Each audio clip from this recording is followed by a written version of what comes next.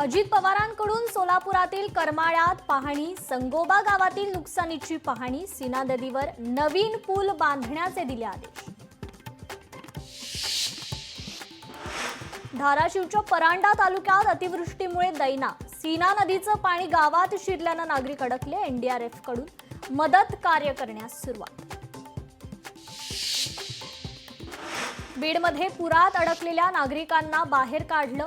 सिंदपणा नदीकाठच्या कुर्ला गावात अडकलेले नागरिक, तर कुर्ला गावातील 70 नागरिकांना सुखरूप बाहेर काढण्यात यश।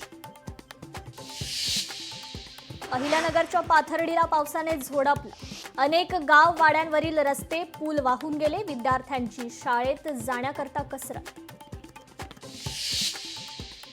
बुलढाण्याच्या सिंदखेड राजा तालुक्यात ढगफुटी सदृश्य पाऊस, ओला दुष्काळ घोषित करण्याची शेतकऱ्यांची मागणी।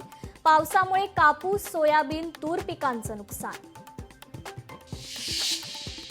सोलापूर जिल्ह्यातील सीना नदीला महापूर, सीना नदीकाठच्या तिऱ्हे गावाला महापुराचा धोका।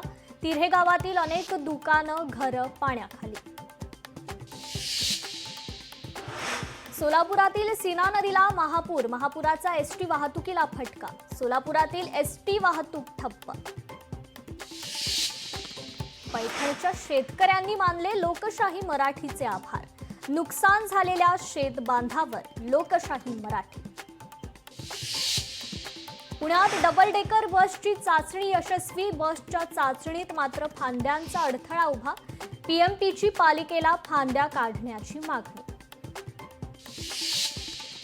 कोकणात जाणारी रोरो सेवा ऑक्टोबरपासून 5.5 तासात सिंधुदुर्ग गाठता येणार। कोकणात रोरोद्वारे जाण्याची प्रतीक्षा लवकरच संपणार।